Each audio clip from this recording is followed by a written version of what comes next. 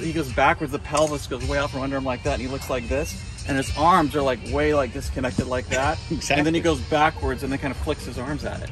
And I'm like, so it's just that's not what Mac did. Yeah. So I told him that, but you know, he's got to figure it out for himself. Mm-hmm. Yeah. So the early Morad stuff, you got to differentiate between looking at Mac hit the ball, which is great, looking at what he did, which is great. Yeah, copy what he did. But then when Mac said, yeah, I mean that he essentially is trying. I mean, his swing developed that way because he's trying to do what he's saying he's doing, but he's not actually doing exactly what he says he's doing, nor is he good ball striker. Right. So, and obviously Mac figured that out, and Mac changed as he went. He started talking about the way the shaft shallows later on. Yeah. He started moving his pelvis more to the left. You know, so. Yeah. Well, that's why, you know, trying to copy some of that stuff is just like doesn't kind of fit, or at least it's hard to assemble. And some of this is you got to play around with some of these things and find out what you can do well. I mean, you can't. There's a lot of different ways to swing the golf club. Of course. You can swing it like Mickey Wright, or you can swing it like Mac in his prime, or you can swing more like Hogan or more like Snead. Just make sure that you're copying the general common denominators in terms of the dynamics of the pivot, and then arrange your arm swing and your shaft planing around your the pivot you come up with. Because the pivot, how you move the body, is going to determine what you do with the arms to match up to it. But yeah, but there's a little as you get further out in the circle, there's little idiosyncrasies that you can have. But the core movements here, it's not no one's doing anything super different there. That's all pretty similar. Which is what we've been talking about. Some guys get a little bit more this and a little more rotational, Sneadish. Some people have a little bit more slidey, but for the most part, the shift and then rotation, that's all kind of happening the same way.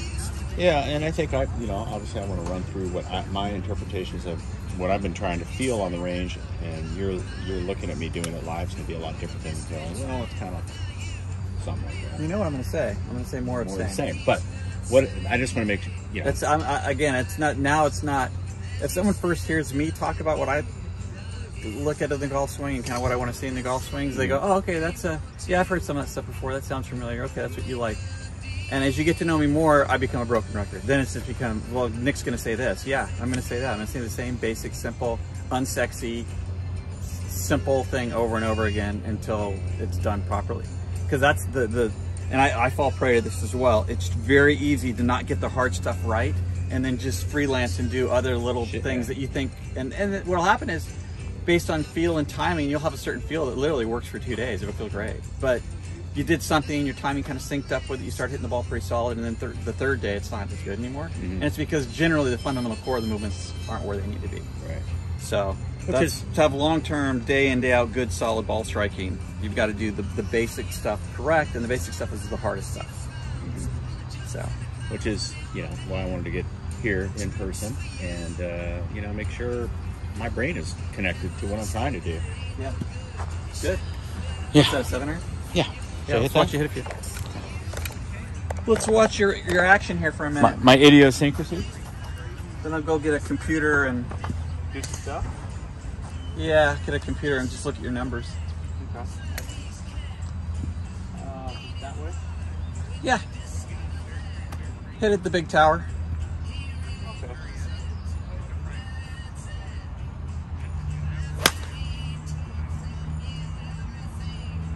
What kind of ball flight ideal are you looking for? I mean, what do you want your stock flight to be? I always see like a little draw. You like drawing the ball? But it seems to be a lot more playable when I just go to fade. So, why do you think that is? Let's quiz you on that. Why do you think it's pretty acceptable? Because I just kind of swing across the ball and hold it a little bit. Yeah, your path is to the left. Yeah, I mean. So if your path is to the left, you're not going to play draw. You play full draw. Yeah. But you're basically going to smother the thing trying to play a draw. So if your path is left, you just saw the face open and just slide it back to the right. Yeah. So gotta fix the path, you're going to play a draw. Right. Or decide, commit, and say, I like to come and play the path. Ideally what you want is you want plus or minus 2 on either side of it, so you're pretty neutral. So you can change, if you need to change it up on the course.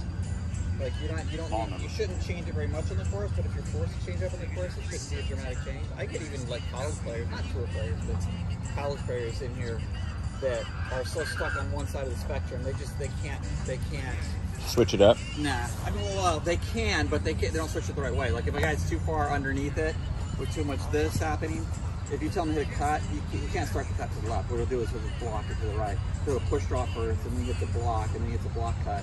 And it's like, but if he was on a tee, like going through a shoot and had to like dog leg it to the right and just go straight first with the initial start line and slide to the right, he couldn't do it. And it's because he's so under the plane, or he's so on one side of the spectrum that, in terms of delivery angles, that he can't switch it enough.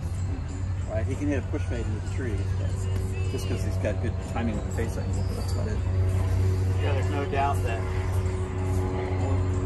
Mike can cross and swing it fast.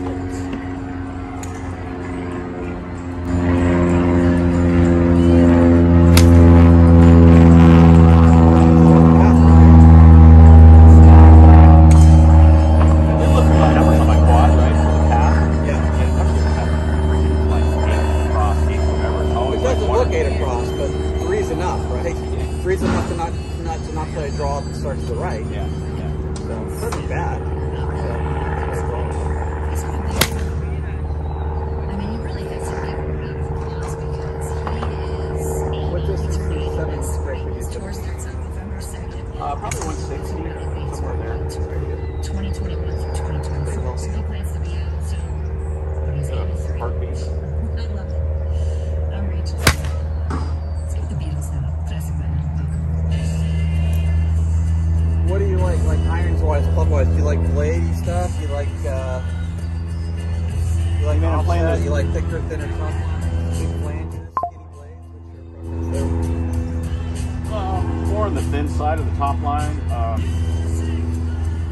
Not very thick flange, although I like to feel a pinch the way they go through the ground. But I got the PGA first gens, which feel very good. Those are good irons. Yeah, and they feel great coming off the club. Like these I've hit this morning, and it doesn't feel like one ball feels solid. Oh, these? Okay. As far as the contact on it. Where does it feel like you're hitting on the face? Well, it's not about that. It's just about the feel of the contact. Even on a solid hit, it doesn't feel like. Yeah, it feels weird. It feels weird. Okay.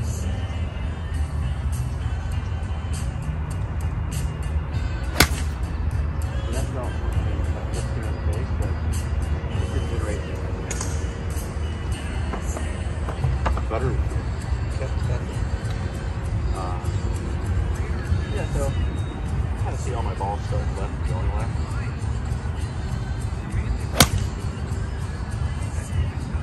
Those last few look good. Yeah. Starting more to the right. Path looks better.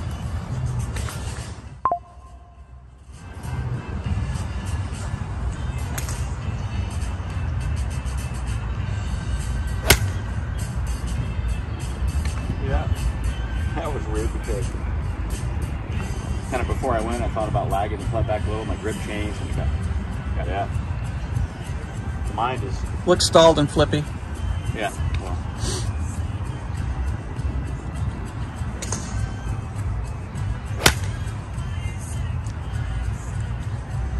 Looked better. Okay, so show me what a knockdown looks like. If you're going to hit one with a little trap draw, you just want to start it with a lower launch angle and see what that looks like.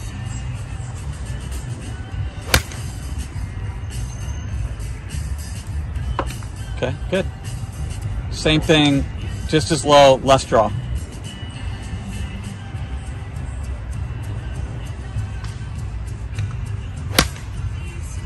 Yeah, you got good timing with your hands. To me, it's the same thing. It's like we want your pivot more dynamic than it is. But you have a good kinesthetic feel for what you're trying to do with the club, so that's good. That's the part that's hard to teach. It's hard to teach someone to have naturally good timing or a sense of where the club head is in their swing. That's kind of an abstract, intangible thing that's really more athleticism than it is.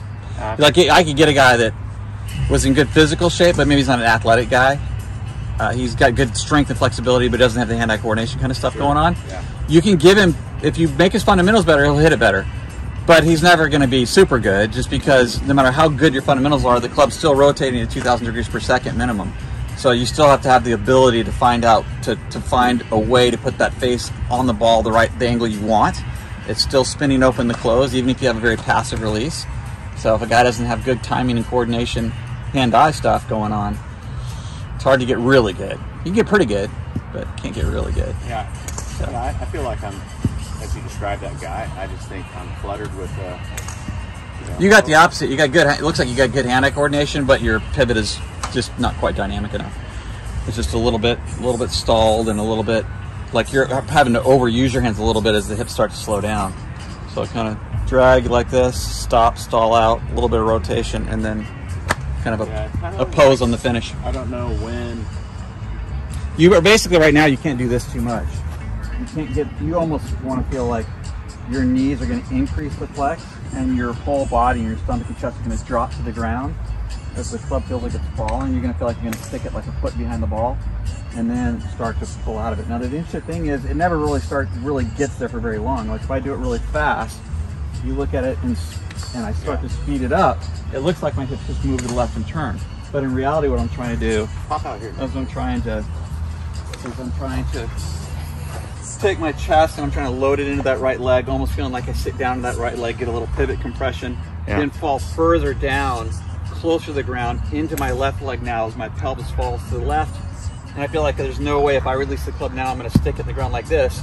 But before I get there, I'm already starting to come back out. So I've already started to, if these are the different movements, you've taken the movements and you've made the first movements big enough, and then you start to blend in the second phases after that. So when I get here, if I stop, then I would stick it into the ground. But what's happening is before I get here, I'm already starting to get the firing sequence of my body coming up and out like this. And it just becomes one fluid motion like that. But you got to get this way and then keep moving through it. As opposed to kind of stiff-legged, hips rotate too soon, stop. Yeah, stop that's one definitely thing I don't feel like I have some springy knee action. Well, and we can see too, even if we copy and pasted your pivot out, I would see your arms look like this coming into the ball with the shaft kind of unloaded a little bit too soon. We know if the shaft unloaded too soon, that means that the inside portion is going like this, early rotation and then stopping, and that's what's throwing the club head out because the energy is transferring out. That's why that's why this angle opens up, because something slows down here. It's like when you crack the whip, you're slowing the handle down, right? Yeah. So you stall and slow the handle down, and then it looks like that. Right. Now you're athletic enough to still put fairly good numbers on the ball at impact, but it's just not quite as dynamic and as fast and consistent as it would be. If compared to what it would be if you had the pivot train working properly. So. But otherwise it's good. I mean, you got an 8.5 out of 10. It's just that to make it a 10, you got to do the hard stuff, which is the pivot stuff. We're gonna do that. So, does that sound familiar? Do that? What's that? More of the same. Yeah. More of the same. Yeah, I'd want to see you right now. I'd want to see you hit shots that look like you're just so saggy and so knee down that you'd feel like there's no way I'm not going to hit a foot behind it. Because if you release that club early from this position, you are. So you've got to wait, and then go through. Like on this now, obviously, the way you should do it is this way. You should take like a 9-iron and then choke the 9 a little bit, and then do it that way. And the other thing I would add to it that you still have too much of, have too much of the body turns, and you kind of swing your arms up like this, and kind of swing your arm up across your chest. Yeah. Rather than getting your right shoulder, like wound, like your back wound up into your right leg, right? Your whole torso rotating up into that right leg. I want to see that really wound up. Then hold as you fall, and then everything starts to catch up and come back around. Okay. So that's part of it too, but that's less important than the dynamic sequencing on the downswing. You can get not all the way wound up as long as you have good downswing movements. You'll still hit it pretty good. Yep. But then to add that extra little pop into it and that extra bit of separated sequencing, you'd want to get it more wound up going back too. But yeah. What we should, I mean, I should be able to make my video look different today with you. I mean, I might stick it to the ground, but it should, right? We'll see. Is that what you said? Yeah, we'll see. I hope so. I like it.